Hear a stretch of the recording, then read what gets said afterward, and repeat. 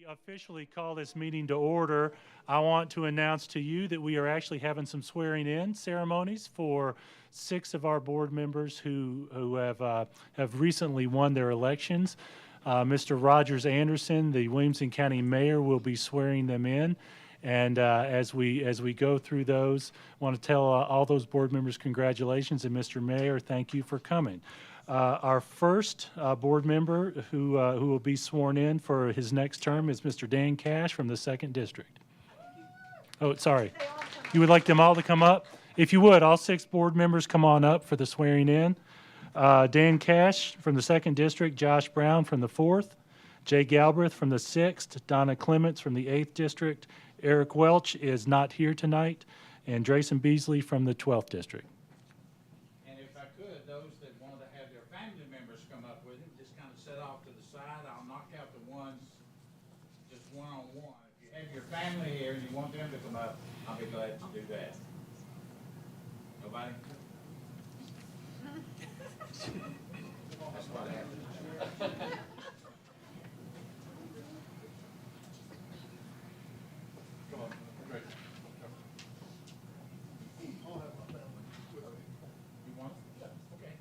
Y'all wait. Let me get these 3 that come.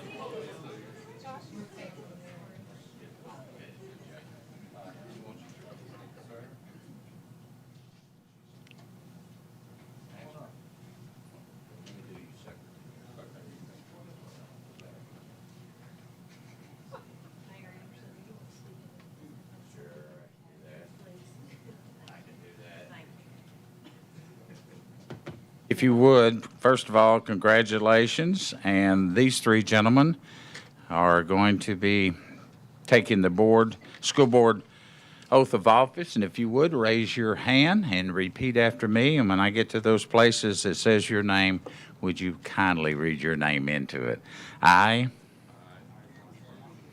do solemnly swear that I will perform with fidelity the duties of the office to which I have been elected and which I'm about to assume. I do solemnly swear to support the constitutions of Tennessee and the United States and to faithfully perform the duties of the office of member of the Board of Education representing your district of Williamson County. The oath of office has been sworn to you on this day. If you would sign as your school board member, I will sign it and then turn it back over to Lydia. Now then, Ms. Clemens, we'll go in that order. If you'll bring your, thank you. If you will go up there with your significant other.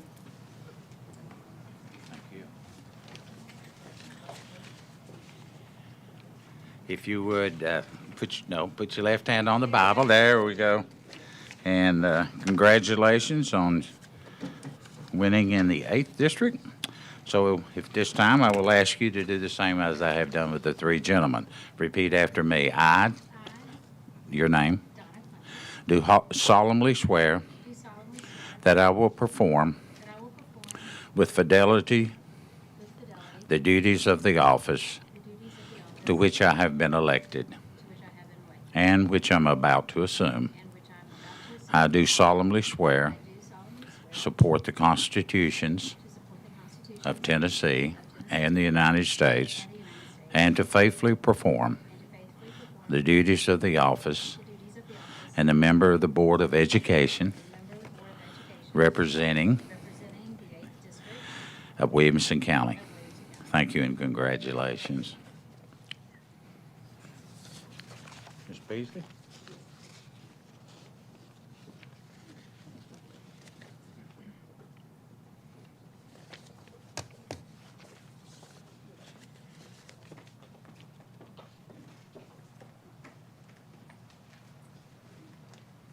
Go ahead.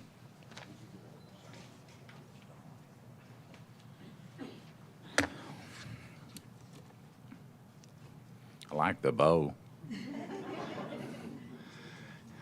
Congratulations on you winning the election. If you would repeat after me. I, your name, do solemnly swear that I will perform with fidelity the duties of the office to which I have been elected and which I'm about to assume.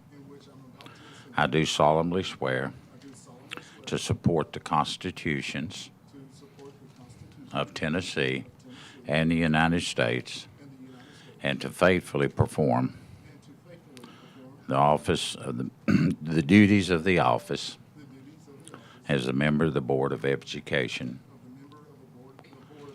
representing the District of Williamson County, Tennessee. Congratulations.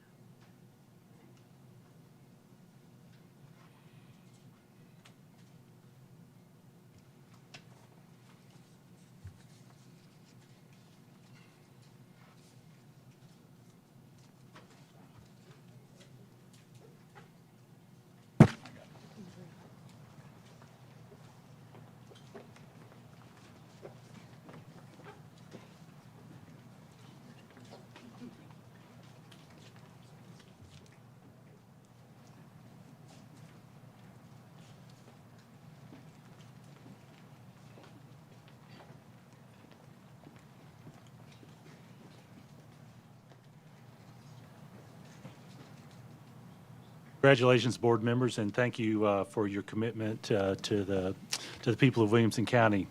I am now calling this meeting to order, and will you please record your attendance?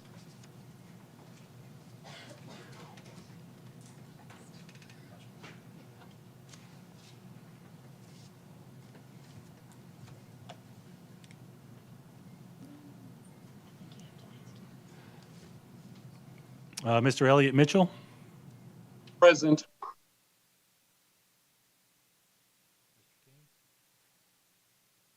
Present. Yeah, we have 11 present, 1 absent. But next, please rise for the Pledge of Allegiance and a moment of silence. And I will lead us in the pledge. I pledge allegiance to the flag of the United States of America and to the republic for which it stands, one nation under God, indivisible, with liberty and justice for all.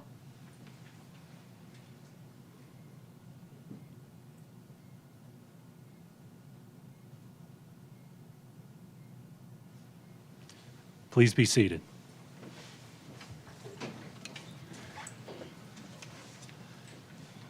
Once a year in September of every year, the board elects its chair. As a result, I, as the superintendent, open the meeting. We go through the process of electing the board chair. Upon selection of a chair, I will vacate this seat, and the new board chair will take this seat. Board members, as you know, we discussed the process at our work session last week, and I want to make sure to describe this because it is a little bit different from what we've done in the past. I will call the nomination time open and ask for nominations. Once nominations are complete, I will close nominations and make that announcement.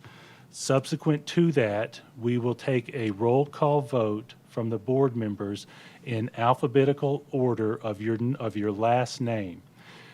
At that time, we ask that you select and voice one of the board nominees based on your selection. In the event we have 7 selected, that will be the new board chair for this year. In the event we do not have 7, we will repeat that process per advice of Mr. Bobby Cook. And in the event we have that, I'll share some more detail if we go through that process. Mr. Cook, just as a double check, is there anything you'd like to share prior to me opening the floor for nominations? No, there isn't. If we ever do get to the position where we've not selected, or you all have not selected a chairman on the 5th one, we would discuss what needs to be done then.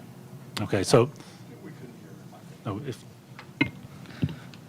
I've got nothing further to say on the process, just that if you should go through all 5 voting stages, rounds, we'll discuss on what you need to do next to get a chairman appointed. any other questions? So on the election of school board chair, the nominations are now open. Do I have any nominations?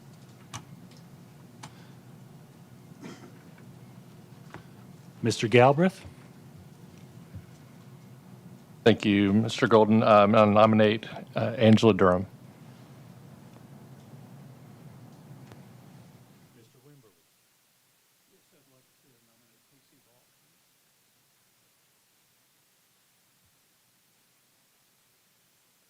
Are there any other nominations? Based upon that, the nominations are now closed. Ms. Glenn, if you would, take a roll call vote. Jenna Priya. Yeah. Sorry. Can the candidates that have been nominated speak to whether or not they want the role and If there is no objection from the board, you can give them the opportunity to address the board. Is there any objection from the board to either of the nominees speaking to their candidacy? Based upon that, I will give Ms. Durham an opportunity to speak to that if she desires.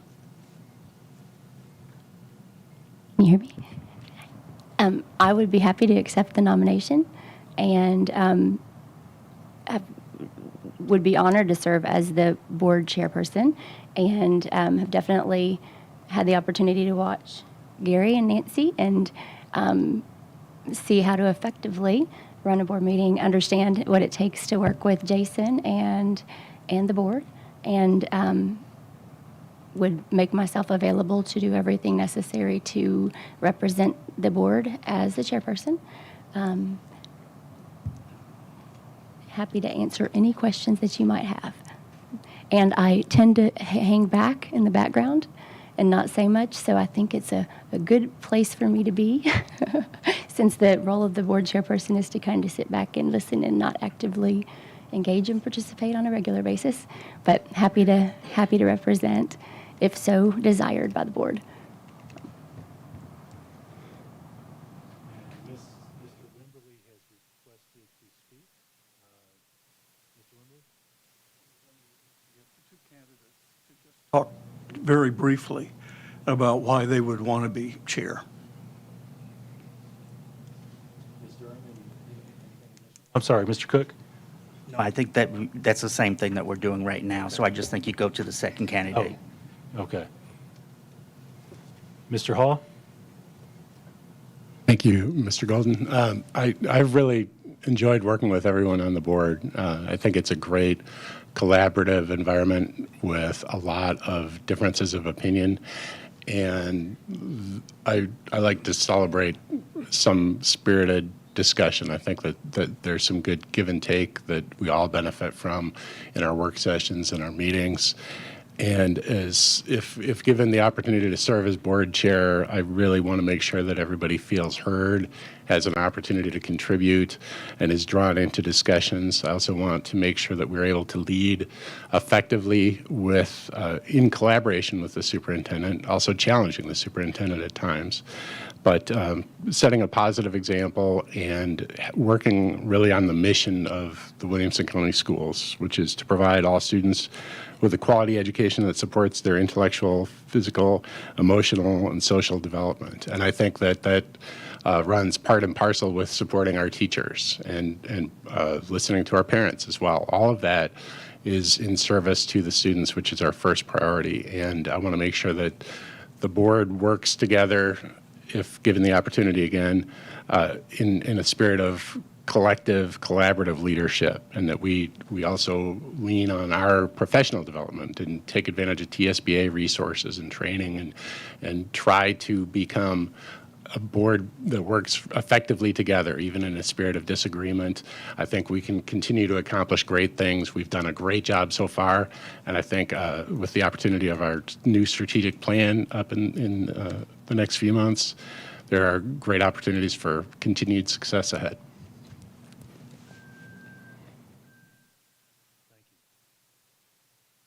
We are ready for the roll call vote. Ms. Glenn, if you will, call it out.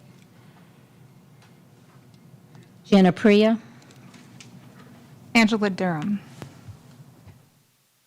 Grayson Beasley, Angela Durham. Josh Brown, Angela Durham. Dan Cash, Angela Durham. Donna Clements, Angela Durham. Sheila Cleveland, Casey Hall. Angela Durham, Jay Galbraith, Angela Durham. Casey Hall, Elliot Mitchell, Casey Hall. Rick Wimberly, Casey Hall.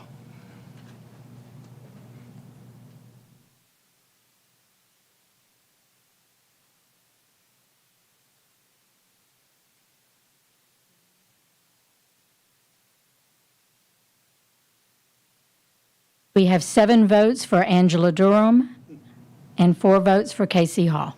With that, Ms. Angela Durham is our new board chair.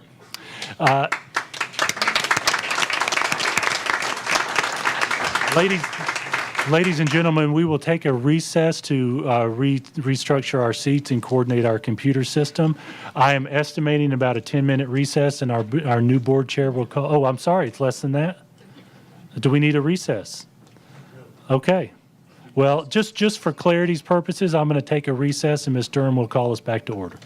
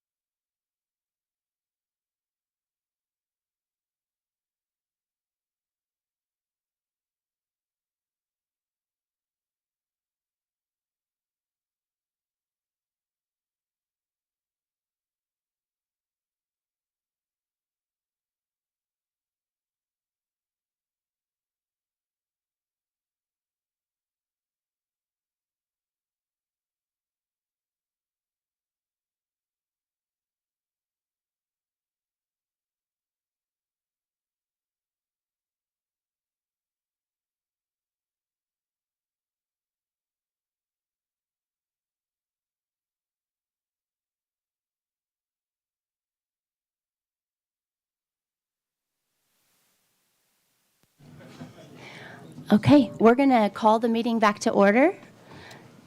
And we're going to kick off the next section of the meeting with the election of the school board vice chair. And we will open the floor with nominations, if anybody would like to. Yes, Sheila? Casey Hall. Casey? Any other nominations for vice chair? Nominate Jay Galbraith. Jay Galbraith? Any other nominations for vice chair? Okay. If no other nominations, does anybody want to speak? Nominations are closed. Now, if anybody would like to speak.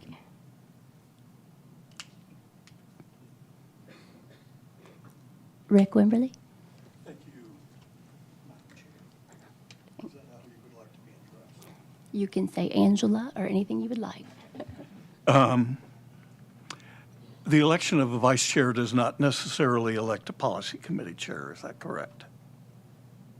Correct, thank you.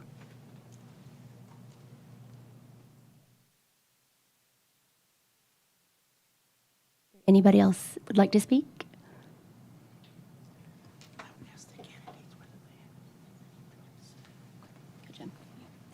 And Casey or Jay, is there anything you'd like to say to the board, and do you accept those nominations? I would happily accept the nomination. Work as vice chair, which officially is just to replace the chair if and when that you couldn't be here. If it's to ultimately chair the policy committee, I would gladly do that. Enjoy my time. Our lively debates on policy, and we've got some topics up for discussion now and in the future that I love having. If nothing else, I love to have vibrant debate. Everybody can appreciate that, and I look forward to being able to facilitate that and working on our policies, which is by definition the role of the board. So if I'm chosen, I would happily serve. Thank you. Casey? Similar comments to what I shared before, but I've enjoyed serving as vice chair and heading the policy committee, but would be happy to continue in that role as well. Thank you. There's no other comments? Well, Jen? Casey Hall. Oh,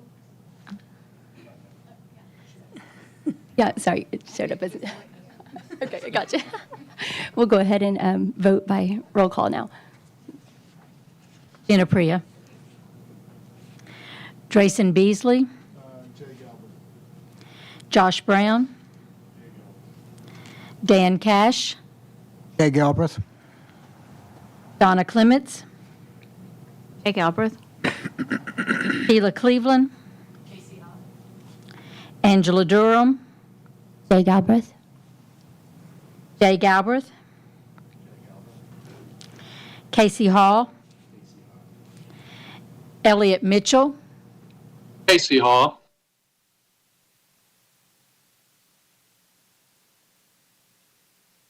Casey Hall. Thank you, Mr. Mitchell.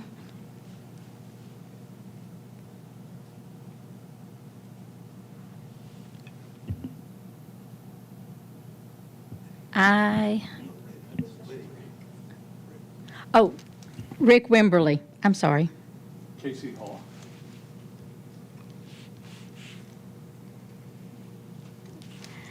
Casey Hall has 5 votes. Jay Galbraith has 6.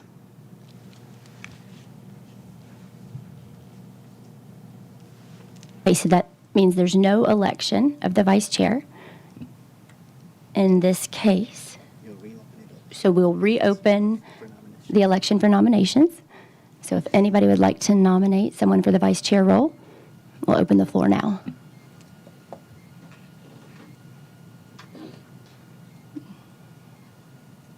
Rick? Can we start over with the nominations? Then Casey Haw. And then I have kind of a point of order question. And that is, if this vote is not to determine the policy chair, then how was the policy chair chosen? From what I've read in the statutes, it's by the chairman. They elect the committee members, all committee members, so. I would nominate Jay Galbraith. Josh Brown nominates Jay Galbraith. Any other nominations?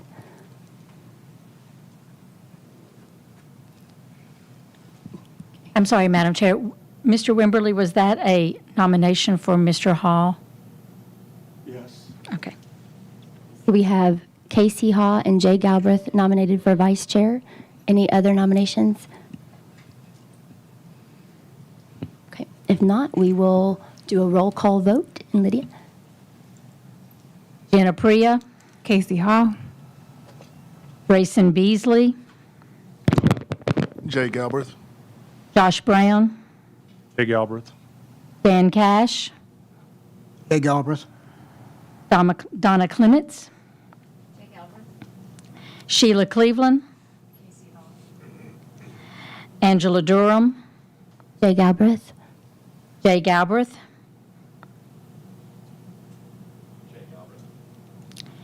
Casey Hall, Elliot Mitchell, Casey Hall. Rick Wimberly. Casey Hall. 5 for Casey Hall, 6 for Jay Galbraith. Okay, so that's no election on the vice chair this time either. We will reopen nominations for the vice chair role. Would anybody like to nominate someone for vice chair?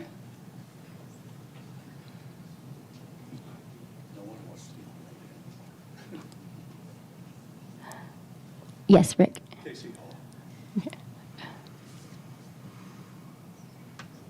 Any other nominations?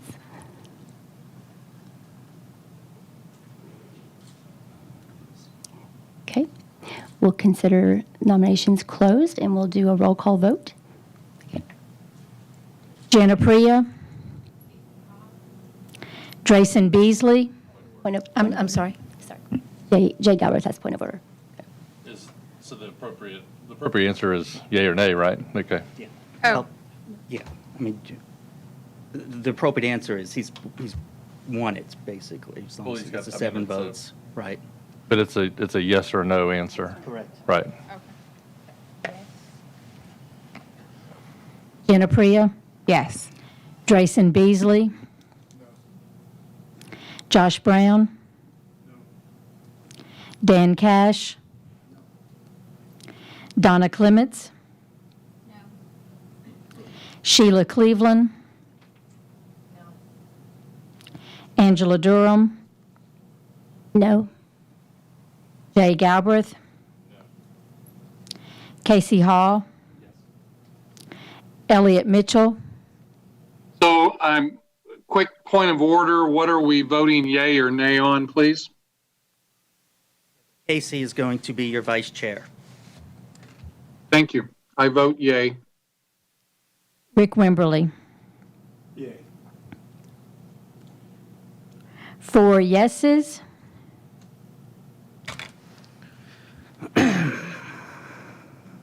Seven noes. Okay, so we do not have an election of the vice chair. This is the fourth. Is this the fourth? Okay. So this is the fourth. We'll call for, open the floor for nominations for the vice chair role. If anyone has any nominations, we'll accept those now.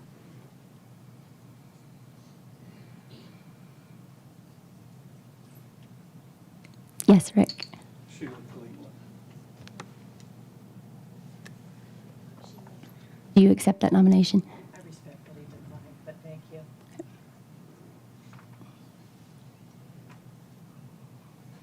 Nominate, I apologize. I nominate Josh Brown. Josh, do you accept that nomination? I do. Okay. Do we have any other nominations?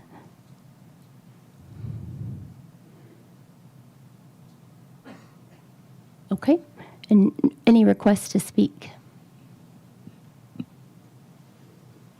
Okay. Could I have some this is Elliot, Madam Chair. Could you clarify who was nominated? Yes. Please. Yes. So Drayson Beasley nominated Josh Brown as vice chair. So there's one nomination right now on the floor. So if no one has any other nominations and there's no request to speak, then we will cast our votes via roll call with a yay or nay.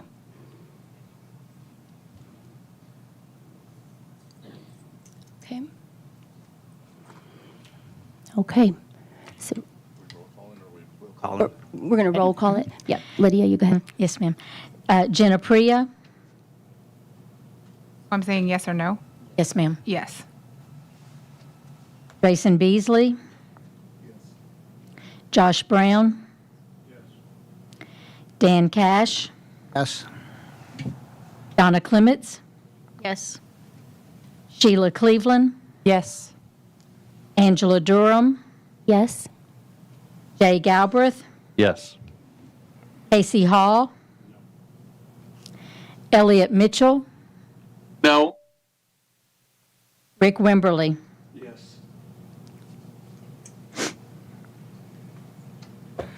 9 yeses, 2 nos. Okay. Thank you, board. We have our vice chair. Congratulations, Josh Brown.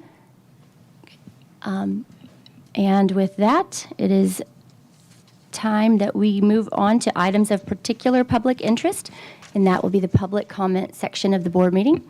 And we do have 7 people signed up to speak. So each speaking public comment member gets 3 minutes to speak. I'm going to call up 2 members at a time. You don't have to come up. The second person doesn't have to come up. Just be ready, just so that you're aware you're going to be next. And Josh, as our new vice chair, you will have the honor of keeping time. So that's 3 minutes per person. And if you want to kind of give a warning signal or something, just to let folks know that the time's coming up, that would be great. So the first 2 speakers are Eric Parvin and Althea Hardy. And are they supposed to say their addresses?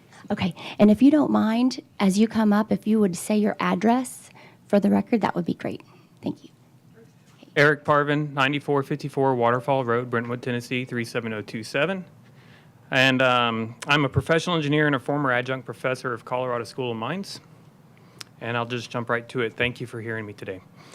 An honors English assignment at Ravenwood required my daughter to select from a list of books for a unit called Belonging, part of a larger unit entitled Outsiders and Outcasts. Every book was objectionable to varying degrees, from sexually explicit, including coerced oral performances, for the sake of the audience, as peers watch, and a detailed account of rape, to excessive profanity and/or drug and alcohol use. Due to the graphic nature, I have emailed handouts to the school board representatives earlier today with the explicit content so you can see for yourselves. As a community, can we not offer better choices?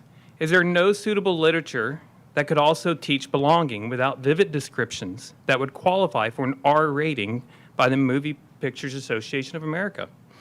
I have appealed directly to my daughter's teacher, and my daughter was then given the option to read The Hobbit or The Scarlet Letter, with the caveat that she would be excluded from collaborating with peers if she opted for an alternative book. This would, ironically, keep her from belonging in the group discussions in class and cause her to be an outcast. I appealed to the teacher again with specific, explicit excerpts challenging her that we can do better, with no response. Copies of these emails were also provided in the handouts. Tennessee legislation SB 2407, passed earlier this year, states that school library materials shall be, quote, appropriate for the age and maturity levels of the students, and that is suitable for and consistent with the educational mission of the school. I contend, via persuasive authority, that class assignments also fall under this legislation. In the current situation, parents are placed on defense to protect their children from library material and/or assignments. This is not good enough. We need to be proactive in the protection of our children and not require parents to take a watchman on the wall approach to the curriculum. I have spoken with Jay Galbraith, Senator Jack Johnson, as well as Principal Dr. Pam Vaden. These have been positive conversations in the right direction. Now, I do implore the school board to consider the following solutions. 1, mandate benign alternatives for every assignment. Seconds. 2, restrict teachers from assigning sexually explicit, profanity-laden, and/or drug and alcohol content, and implement consequences of violations. Surely, there are countless classic novels and other forms of literature that can avoid lewd content. 3, take immediate action with the current situation at Ravenwood. And 4, create a system-wide audit of all materials proactively instead of waiting for parents to engage. This is happening now. We cannot wait. Thank you for your time. Thank you, Mr. Parvin. Althea Hardy. Good evening, Althea Hardy, 724 Lawrence Drive, Franklin. Thanks. Good evening. When emails are sent to school and they're not answered, then it's almost impossible to schedule meetings.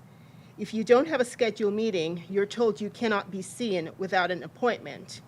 If you show up without an appointment, then you're seen as going against protocols that are being utilized to ignore and deny you access. Parents' access to school staff and administrators should not be made this difficult. Prior to the start of the school year, my son signed up for a French honors class as a related art. However, his request was not honored. Instead, he was placed in a computer class, one he had not signed up for. My son assured me he wanted to be in French and not the computer class he was placed.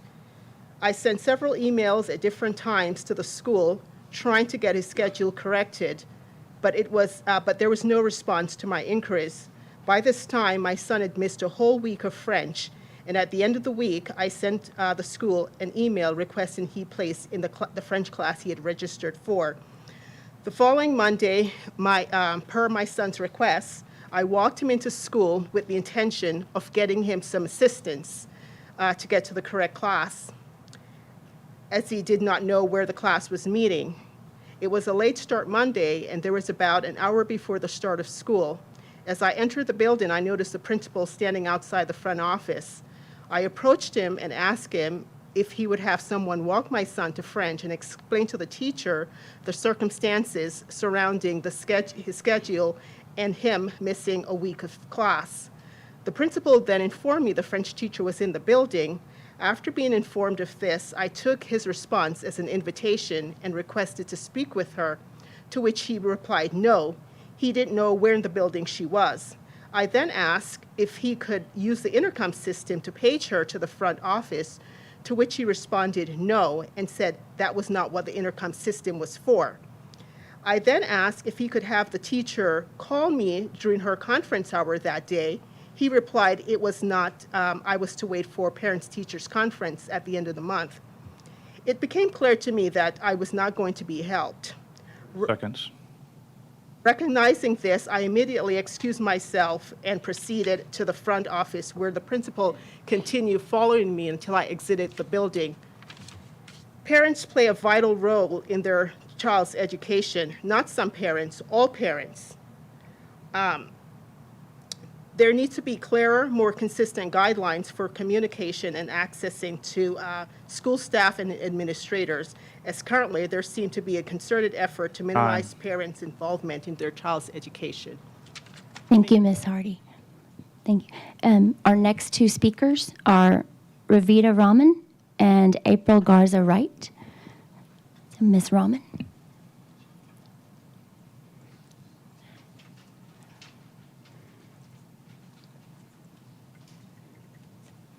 Good evening and welcome.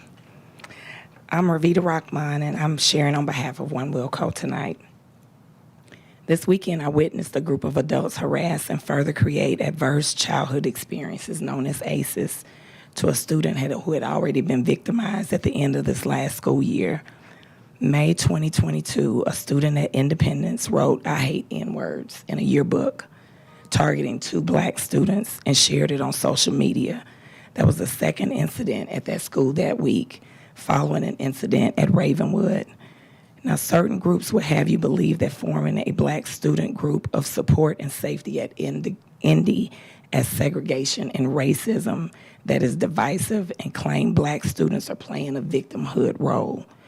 In dealing with the racism these students faced, they acted to create the change they wanted to see at their school. Where was the outrage towards this racist incident that confirmed the need for a club? What did they do to stamp out this behavior, or are they promoting it? Yet the adults' actions and fake outrage are re-traumatizing these students that have endured this bold racist act. A claim of segregation in a school that barely has teachers of color or students of color is naturally practicing segregation. Have you seen the student and teacher population around here? Students of color in WCS deserve a club where they can feel welcome and be around like-minded students like the other clubs that are offered. If you don't like the club for what it stands for, don't participate. This fake outrage is proof that these students need a place of safety at every school. I implore our principals to gauge your students' needs with consistency and make sure that there is a Black Student Alliance and find a representative to help them. Thank you. Thank you. Ms. Wright? And our next two speakers are Anitra Ellerby-Brown and Andrea Gomez. So, thank you. Garza Wright, and my address is 1509 Passion Flower Court, Nolensville, Tennessee 37135. Thank you for giving me the opportunity to speak and for your time that you give for our schools. I would like to address the creation of a Black student union group at Independence High School. But first, I would like you to think about why. Why do these kids feel the need to create a group with the defining factor being skin color? What has happened at their school, in their community, that has moved them to create a group in which they can feel comfortable in talking about life as it relates to being Black? I would venture to say, based on the racism that is happening and has happened in our schools over the last couple of years, this points to the reason, and that reason is being community. Why is support group for Black kids turned into something combative instead of being an accomplishment that these kids have done? This group of kids saw a need for support and moved to create a space in which they could find that support and not be invisible. Our kids are navigating their world, trying to find where they fit in. We should be applauding these kids for taking initiative and organizing a group where they can meet with other kids that have similar experiences and challenges. We are speaking about kids that want to create a safe place where they can relate to each other, safely share their experiences, and find support along their journey. It is imperative that we, as human beings, are able to relate to each other. There is comfort in community. Our kids need to find a place in this world, in their school, where they feel comfortable exploring their feelings of belonging to a group which tends to be marginalized. The creation of this group does not affect how others feel about themselves. It focuses on how these kids can find their place and their voice. I would love to see our schools encouraging our kids to be innovative and find ways in which they can create an environment in which they belong. Let's encourage our kids to identify solutions to problems that they are encountering.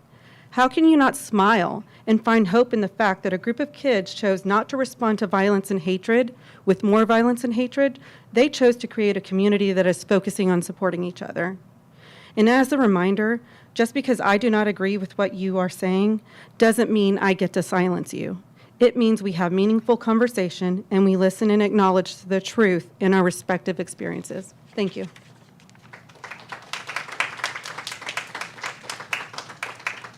Anitra Ellerby-Brown.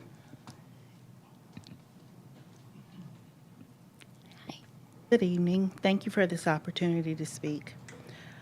Last fall, Independence High welcomed its first Black student union group.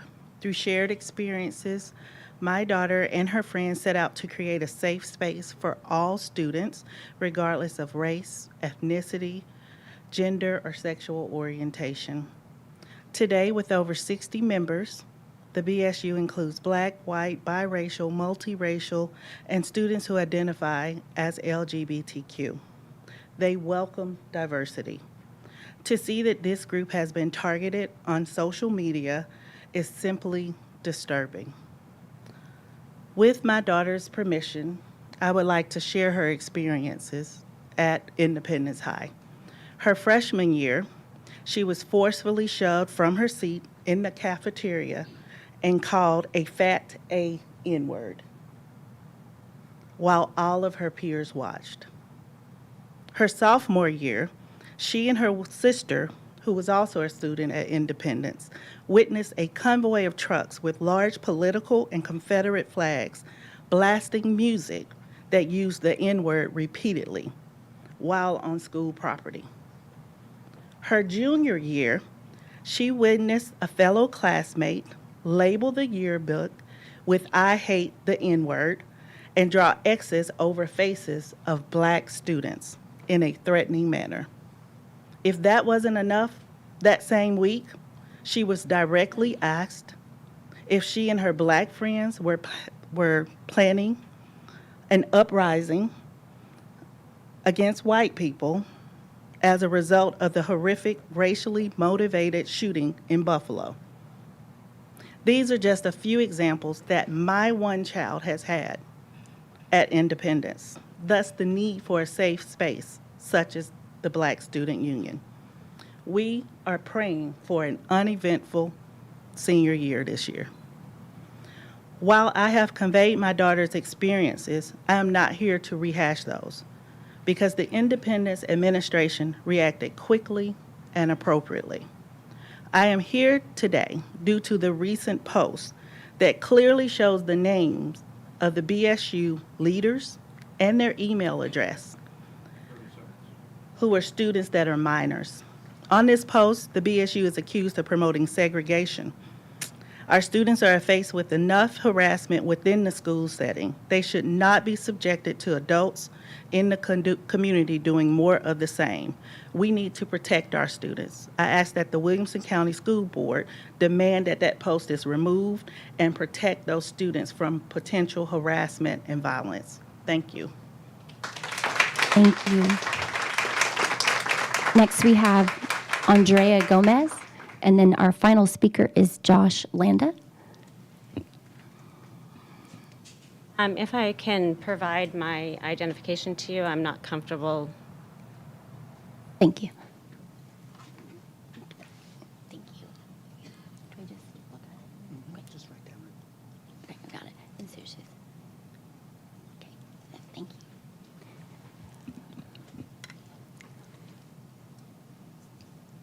The lifeboat activity is an exercise in situational ethics that's been used for several years at Independence High School and possibly others. Situational ethics teaches the value of an act is based on situational context rather than a moral absolute. This activity puts children in the position of determining which life is valuable and worth saving and which life isn't. The moral absolute being ignored is that every human life is valuable and made in the image of God, regardless of flaws and shortcomings. It is God that determines our value, not our history, not our peers, not our government, and certainly not our fellow passengers on a cruise ship. However, in this activity, each of the 12 passengers has been reduced down to 2 to 3 sentences describing, in most cases, their least attractive attributes. Who's more valuable and worth saving? Lola, a 22-year-old college student that parties, or Shane, a genius making breakthroughs in his work on curing cancer? This exercise is not only disgusting, but dangerous and cruel for several reasons. First, the line of thinking sets the stage for eugenics, believing a life is expendable because they don't contribute enough or are too much of a drain on society. That's communism. This exercise provides children an opportunity to play God. Some students could take this lesson literally. What happens when teenagers believe they have the power to play God? Unfortunately, we have examples from recent history of what can happen: Columbine, Parkland, and Uvalde. This lesson is an example of how Marxism has infiltrated our education system.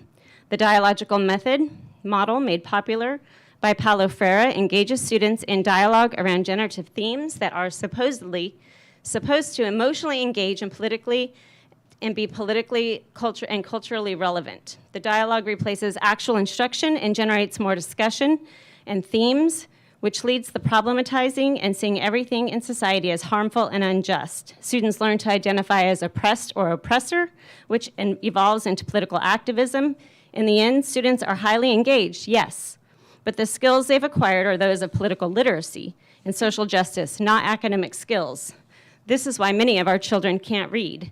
If you look further into the unit themes, essential questions, and reading materials for freshman English, you will see it's full of generative themes that can and will be used to manipulate our kids into becoming Marxist political activists. 4, the defense given for this assignment was that it was supposed to teach critical thinking and that no teacher had any ill intent. That's very easy to say, and it may even be true. But if teachers are not using their critical thinking skills to identify any unintended consequences from their lessons, they're failing at the very thing they suggest they're teaching. As school board members, I urge you to look closely at the themes being taught in our schools, learn to identify what Marxist grooming looks like in education, and get it out. It's your responsibility to ensure students have the opportunity to master skills, not Marxist theology. Thank you. And our final speaker is Josh Landa.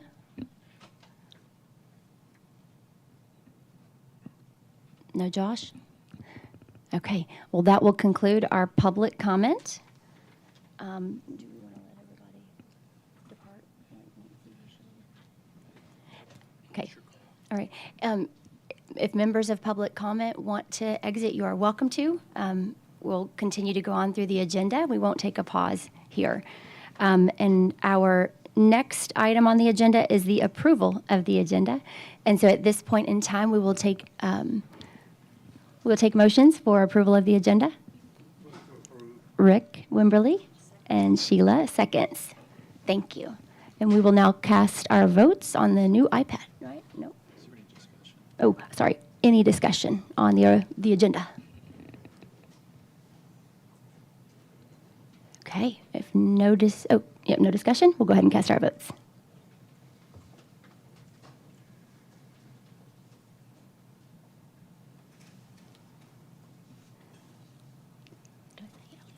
Mr. Mitchell? I vote yes. Your vote is 11 yes, 0 no. Thank you. Motion passes. Okay, so the next item is the approval of the consent agenda.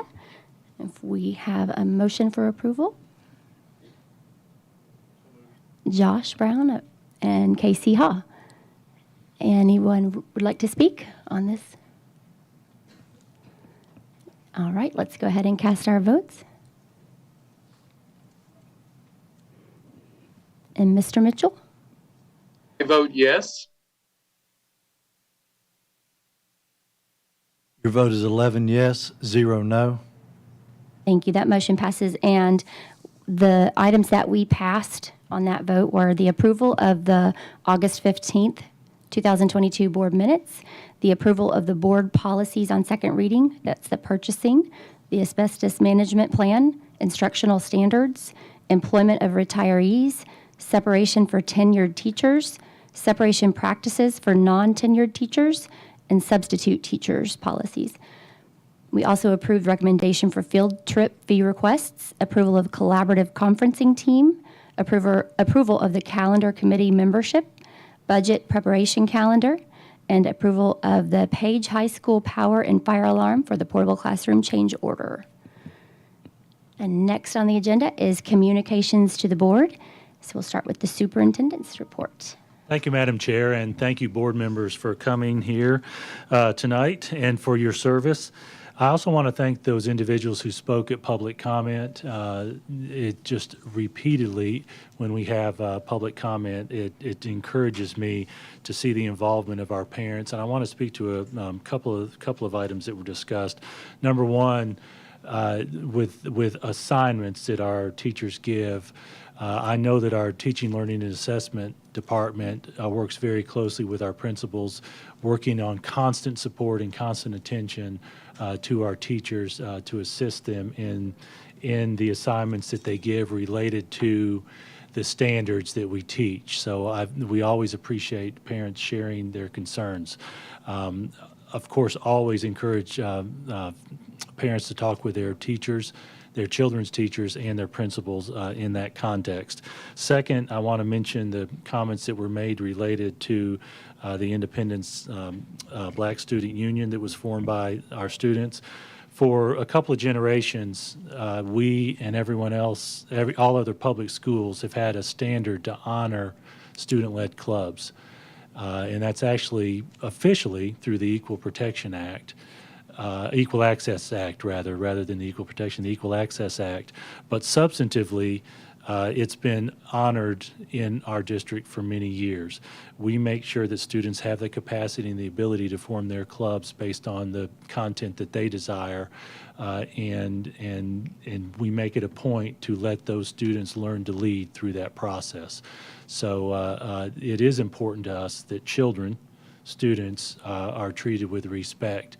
When we have issues from outside, it's often difficult for schools to address those directly because we do control to a larger degree the events occurring in our school rather than outside. But in all events, we do want those issues reported to us as well so that we can do what we can to help keep our students safe. So thank you all for coming and speaking to that.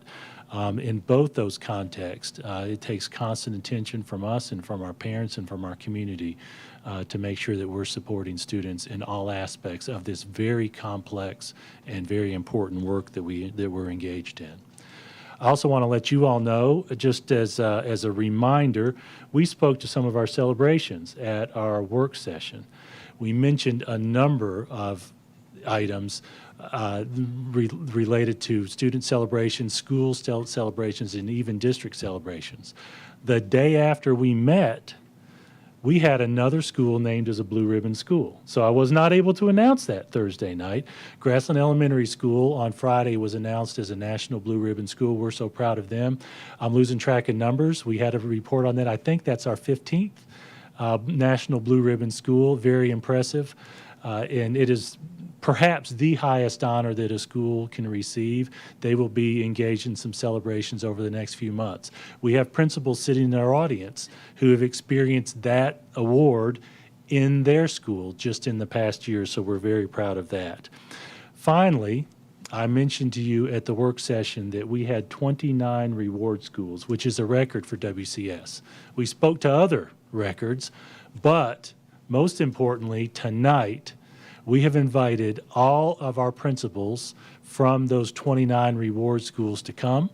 We're going to give them a certificate, take a photo opportunity, and thank them for their work. Again, you all, it is a record. It's amazing to me how our students and our faculties and our administration continue to grow. And these celebrations are an exciting time. So with that, Ms. Carol Birdsong, if you would. Thank you, Superintendent Golden. If you will please come down to the well.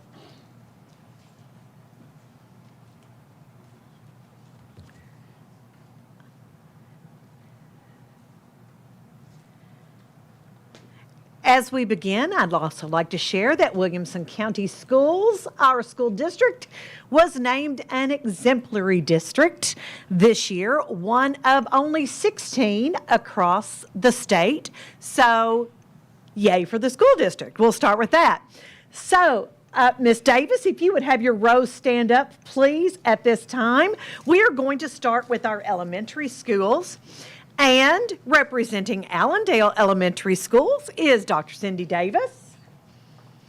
Miss Jackson is going to take y'all's photo. If you will smile real nice for her, please. Thank you. And then representing Bethesda Elementary School, Kari Miller. There you go.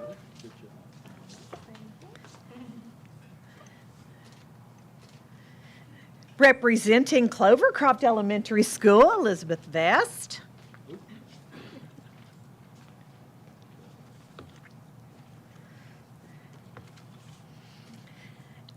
And representing Creekside Elementary School, Glenn Brown.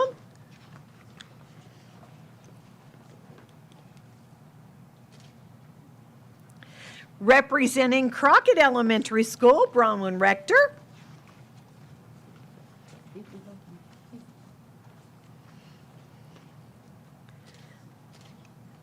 Representing Hunters Bend Elementary School, Yolanda Blackburn.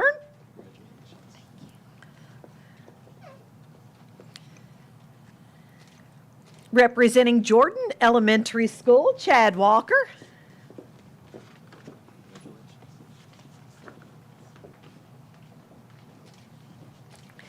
Representing Kenrose Elementary School, Rebecca Laffey.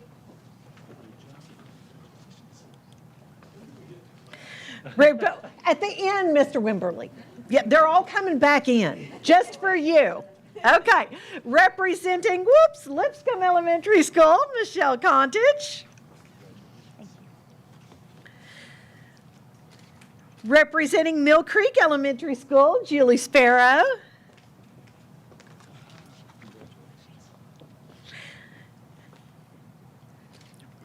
Representing Nolensville Elementary School, Kim Steinle.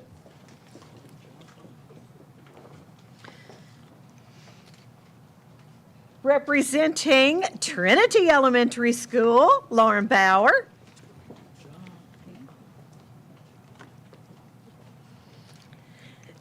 And representing Walnut Grove Elementary School, Kate Donnelly.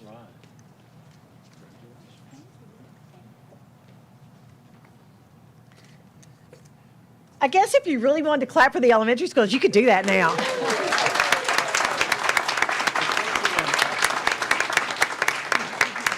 So now we're going to celebrate our middle schools. Representing Brentwood Middle School is Bill Harlan.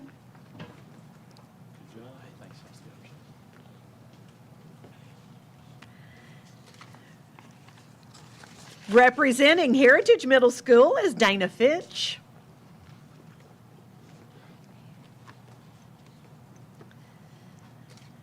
Representing Mill Creek Middle School is Dawn Poole.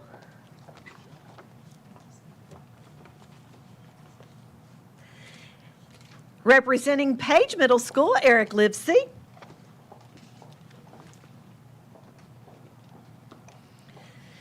Representing Spring Station Middle School, Paula Waits.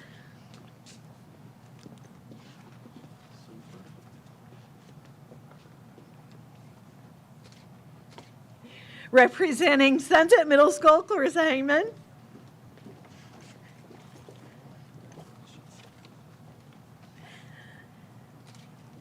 And representing Woodland Middle School, Marissa Block.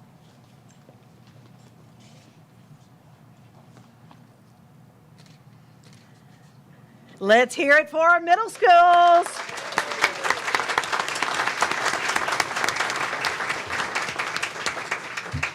Now we'll celebrate our high schools. Representing Brentwood High School, Kevin Kydell.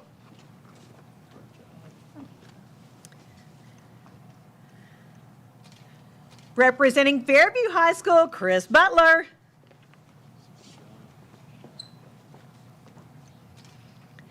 Representing Franklin High School, Shane Pantall.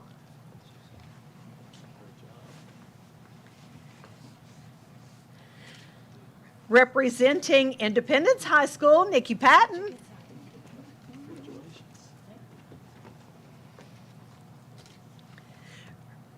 Representing Nolensville High School, Amy Maffei.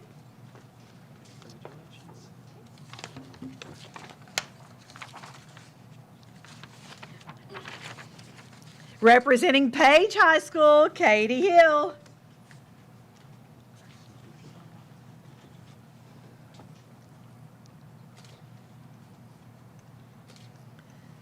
Representing Ravenwood High School, Pam Vaden.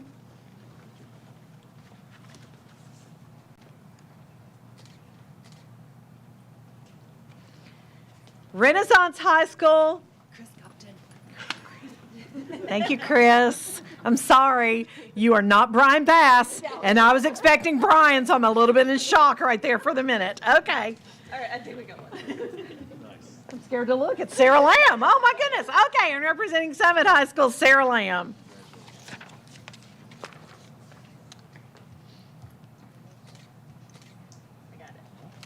Congratulations to all of our high schools.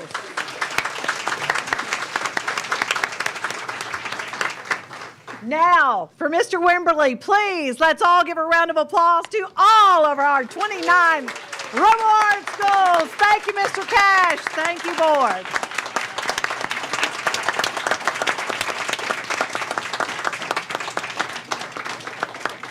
And Mr. Gold and Ms. Durham, if you're okay, if they exit out those doors, they have work to do. Keep those Reward School honors coming. Thank you, Carol, and thank you, principals, for coming, and thank you for your work and service to our students. Madam Chair, we all know we have an amazing, amazing student body with a lot of support from parents, and we know that the charge we have is very important. I appreciate the work that our folks are doing on a daily basis. Success is tenuous. It takes constant attention. It takes constant innovation. And I very much appreciate the work our administrators are doing to continue to grow our students. We've had a great year. We had a great start this year, but the challenges continue to come, and we want you to know that we're going to continue to work to innovate. So with that, that's my report. Thank you. Congratulations again to all of those schools. Next on the agenda is the board chair report. I do not have an agenda, but I will say thank you for your vote of confidence, and I will do my best to represent you very well. And I welcome all of your feedback and recommendations for how to represent you well. So with that, we'll go to new business. Our first item on new business is the 2022-2023 school board budget. And our first item under that is the approval of the general purpose school fund, the school health donation for $4,000. Rachel Farmer? If I may, at this time, I'll just describe it just briefly and before a motion gets on the floor. Madam Chair, this is a $4,000 donation from the Williamson Medical Center to support a bus that helps assist in providing health services. Do recommend approval of that. We'll take motion for approval. Gotcha. Donna Clements and Jennifer, second. And we'll, if any comments or requests to speak? All right, we'll vote.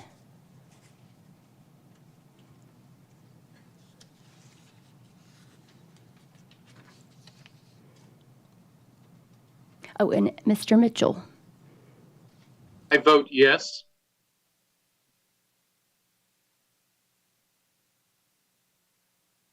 Your vote is 11 yes, 0 no. Motion has passed. Our second item is the approval of the General Purpose School Fund SRO grant in the amount of $14,187.48. Mr. Golden. Thank you, Madam Chair. This is a grant for Creekside Elementary, which is our newest school. Some of these grants run in arrears, especially for the new schools.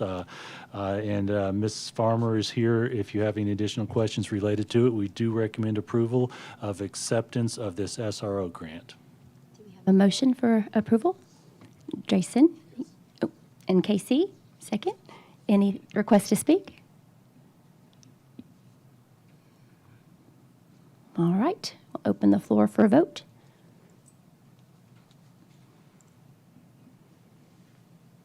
And Mr. Mitchell. I vote yes.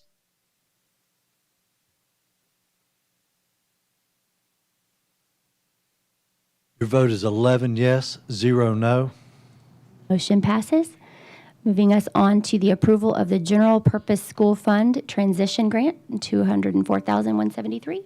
Thank you, Madam Chair. This is a request to approve a state transition grant for students with disabilities who are going through the process of transitioning to the workforce. And as mentioned in the resolution, it includes funding for a transition teacher and 3 workplace readiness specialists. Do recommend approval of acceptance of this grant. Rick, thank you. Casey seconds. Thank you. Any comments? Dan, do you want to speak? Oh, okay. Thank you.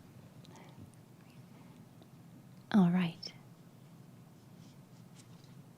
I'm just waiting for my screen to turn. I don't think we have any comments.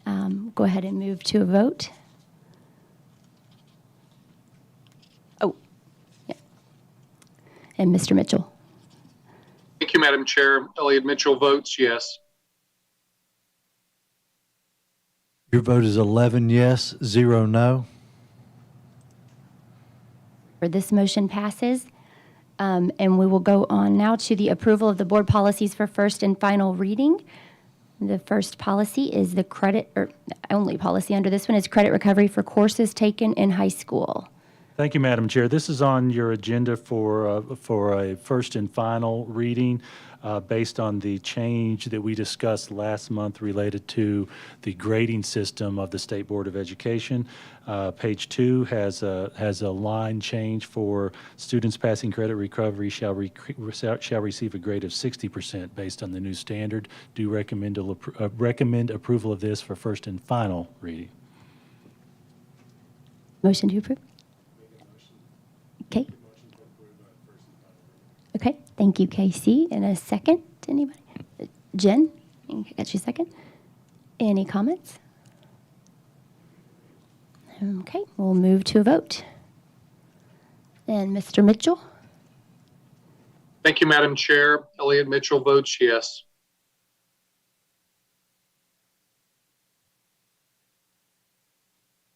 Your vote is 11 yes, 0 no. Motion passes. And with that, we will go to approval of board policies for first reading. First policy is the virtual education program.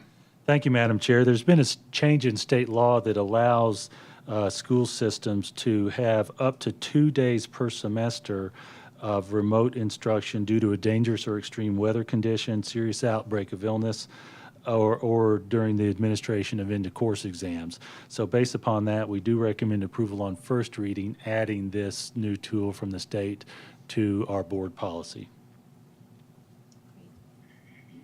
Do we have a motion? Dan Cash, a second, and Sheila Cleveland. Any comments? No comments. We'll go ahead and vote. Mr. Mitchell? Thank you, Madam Chair. Elliot Mitchell votes yes. Your vote is 11 yes, 0 no. Motion passes, and we'll move on to the credit for prior courses. Thank you, Madam Chair. For first reading, the credit for prior courses recommended change again reflects the change in the State Board of Education grading system, but more specifically is recommending a change from a 70 or better to proficient as determined by the comprehensive written exams for credit for prior courses. We do recommend approval at first reading. It will go back to Policy Committee for second. Sure. Do we have a motion for approval? Okay, Josh, and then Jen, second. Any comment? All right, we'll move to vote. Mr. Mitchell? Thank you, Madam Chair. Elliot Mitchell votes yes. Your vote is 11 yes, 0 no. And passes. Okay, next item is the approval of the board parameters for the school calendar. Thank you, Madam Chair. We had a very good discussion at the work session regarding this annual agenda item, and many of you shared some of your thoughts that we made clear to you. I want to make sure we make clear to you that the calendar committee is going to discuss when they meet in committee. At this stage, I do not recommend any specific parameter, with a caveat that they will honor those requests that you all talked about at the work session to make sure those are discussed. With that, I do recommend approval of the calendar parameters as written in the memo, certainly open to any questions you may have. Great. Do we have a Sheila Cleveland? Motions to approve. Any second?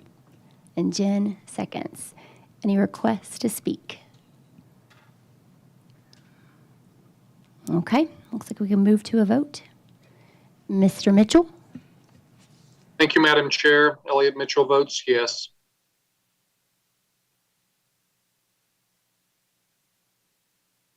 Your vote is 11 yes, 0 no.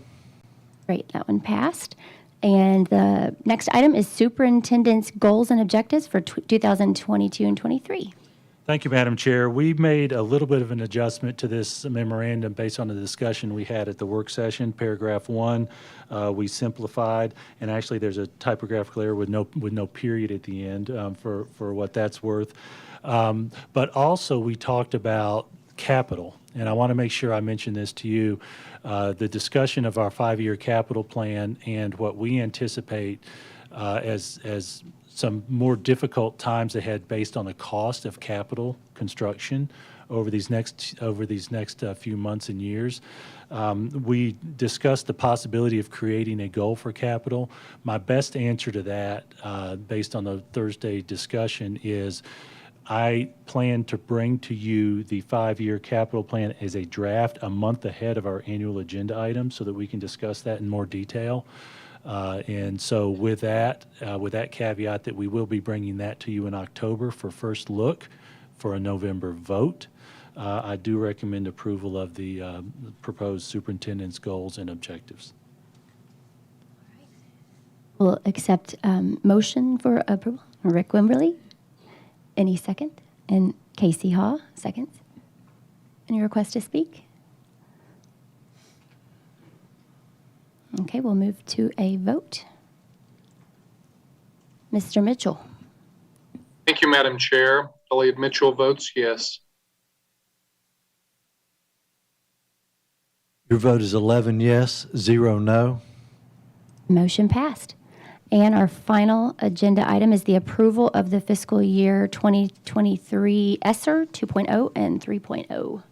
Thank you, Madam Chair. With the passage of the Esser legislation over the past few years funding schools, there's a 3-year window to spend the Esser funds and some details related to the requirement for that. This item before you is a 6-month review. We again had a good discussion at the board work session regarding this, and we, at the request of one of you, took it off the consent agenda for discussion. And there was a discussion about the spending for our interventionists, largely for our interventionists. We are also funding through this some mental health supports to improve our students' sense of well-being, plus a much smaller amount for some technology supplements to support learning loss. At this point, I do request your approval for this 6-month review with a caveat that we're going to take some action over the next few months based on the feedback we received from you at the work session for the March review. Do recommend approval. Do we have motion? Casey, motion. Second, and Jen, seconds. Any comments? Okay, we do have some. So we've got Dan as our first, and we've got Donna and Josh. So Dan. Thank you, Madam Chair, and congratulations. I just have a comment. I would like to see the TISA funds from the state and also the Esser funds where we have a lot of money to kind of share. I'd like to see that going into the support for reading K through 3. Because I feel like with 34% of our students that probably or possibly would have failed the test last year, I still think we've got a problem. And I'd like to focus the funds that we have to use to get that job done. And maybe we can hire retired teachers to come in and give us a hand. Or possibly go to some of the colleges where we've got students that are maybe ready to graduate and whatnot that would like to come in and give us a hand. But I think it's very important to get that reading level up. I know a lot of elementary students are sometimes told, well, if you don't do your reading, you might have to repeat 3rd grade, and they're like, they get it. A lot of them get it. But some of them still don't. But maybe that's that lower tier that needs more help. But we need to focus on that. Thank you, Madam Chair. And if I may, Madam Chair, speak to that. Thank you, Mr. Cash. And you touched on some really key points that we've been discussing. And since we have this public meeting, and let me spend maybe 30 seconds addressing that. The TISA funding is the new state funding model They have told us that they project they'll get us an estimate by the end of this calendar year on those funds based on that new formula. Your comment about reading K-3 is extremely important to us. Statewide, based on the standards, right now, about 2/3 of the students are either below or approaching, which are the standards that subject third grade students to the potential for being retained. That is a focus of ours, and I appreciate you talking to that, especially in the context of funding. And Donna Clements? I regret not bringing this up at the work session.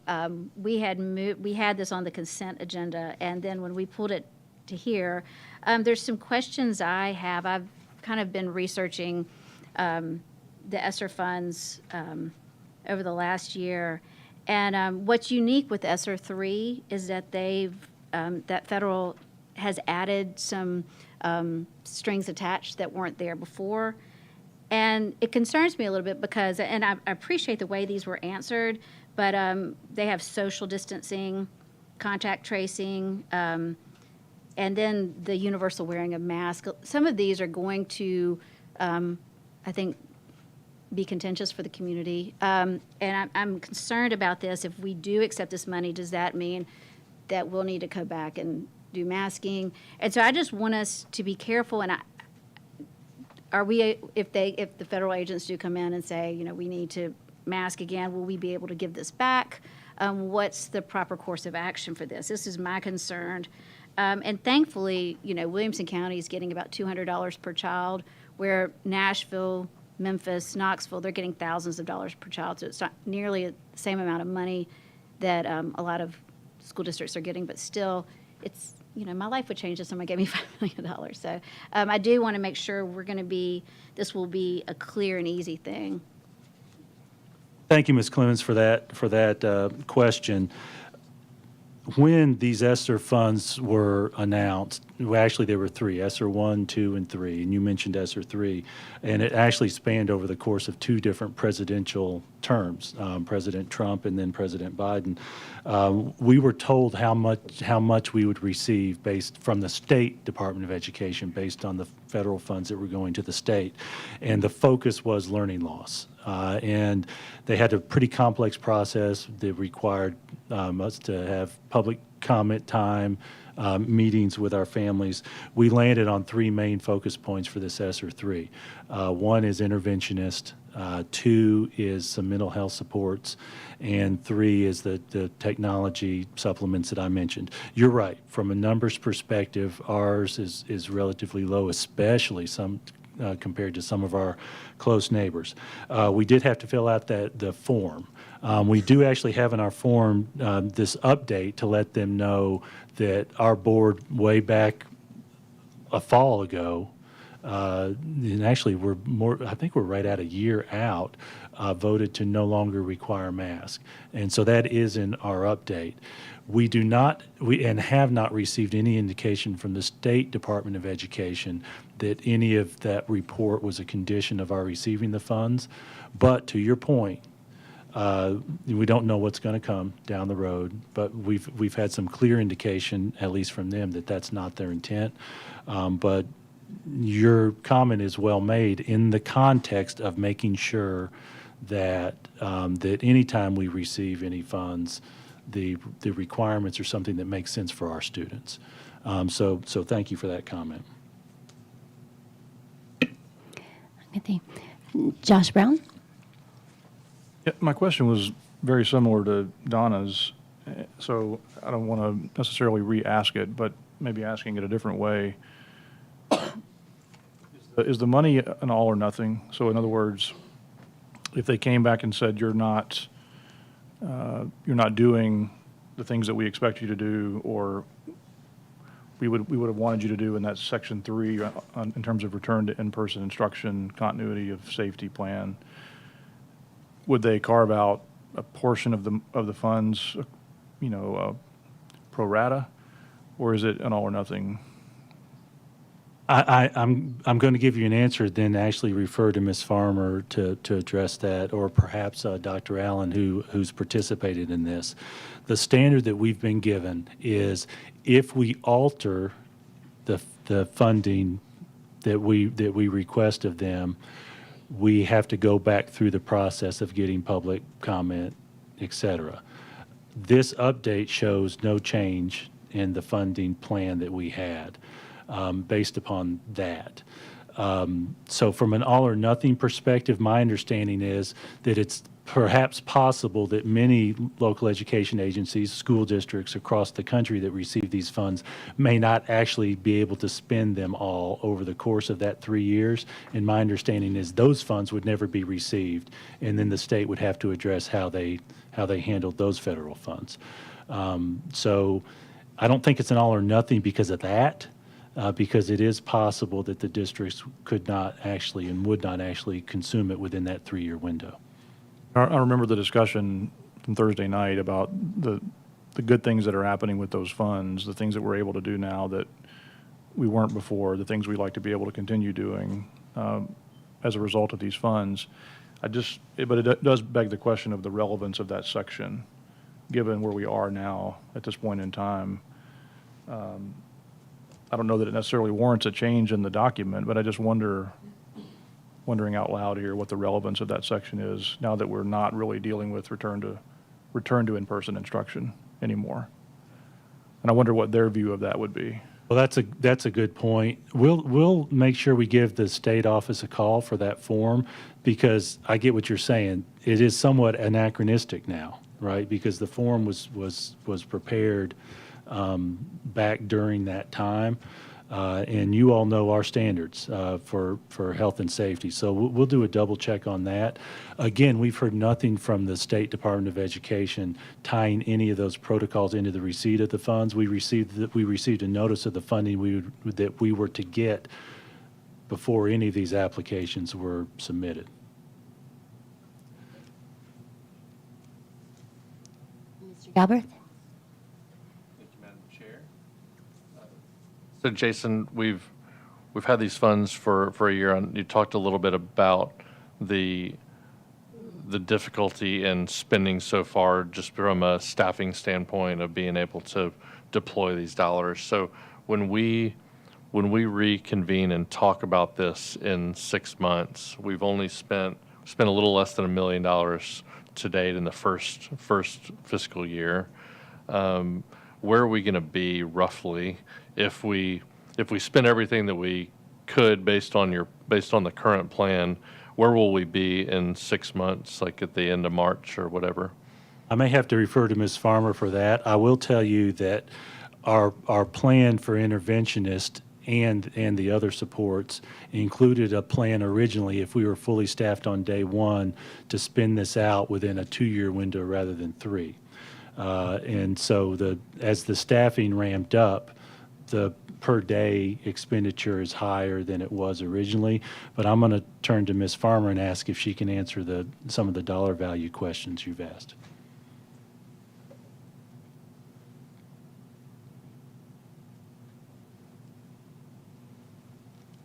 We are still in the process of taking all the actions for employment. We feel like all those have been filled, the interventionists have been filled. Sometimes we'll lose them, so we don't have an exact dollar amount exactly at this point. January of last year is when we saw most of the filling of those roles take place. So we had about a half a year without it. So estimate-wise, we could be looking roughly around $1 million left because we had done this for 2 years, projected for 2 years. We could elect to go ahead and fund part of a third year because the money would be there. And one other thing that I would add to what Mr. Golden said, these are reimbursement funding. It's reimbursement funding. So we do not have the money to turn back over. We would actually have to request reimbursement for any of the expenditures coming through. And that's a ballpark because we don't know, again, we don't have all the actions, and it depends on, obviously, experience, different levels of pay based on experience. And so I can't give you the exact number, who takes the benefits, that kind of thing, but roughly probably around $1 million. That makes sense. So you were projecting to be at roughly $2 million plus per year, and that's your run rate, still your run rate expected And so we might have $1 million at the end to spend on next year. I think it sounded like the consensus as we were talking was for everybody to spend the money as quickly as we can. And at least for me, I think I agreed with the commentary of spending these on necessarily. I think the funds were required that they couldn't replace already budget spending, but spending this on one-time things to combat the problems that we saw from learning loss and the mental health. And so once those are over, hopefully that those expenditures stop. And I know you'll probably consider with the TISA funding what kind of increases we will make to the budget from that standpoint. But we're not creating any ongoing expenses from these expenditures. Is that correct? That's correct. And Mr. Brown actually mentioned something related to this at the work session regarding the importance of evaluating the value and the need ongoing when you get federal funds. And it doesn't just apply to this. That's almost a truism. When you receive federal funds, you need to make sure that you don't become dependent and that you appropriately evaluate the value knowing that they're temporary. So that is part of what we were addressing as well. Prior to this, we had coaches / interventionists, where a lot of our teacher coaches were their jobs mixed intervention with Tier 3, and I'm using some terminology that you all have heard from time to time. And so we were able to increase the interventionist time by adding people so that the coaches had more time to coach teachers. But again, we will be evaluating that, especially in the context of RTI, because that's really where those interventionists are doing their work in Tier 3 RTI.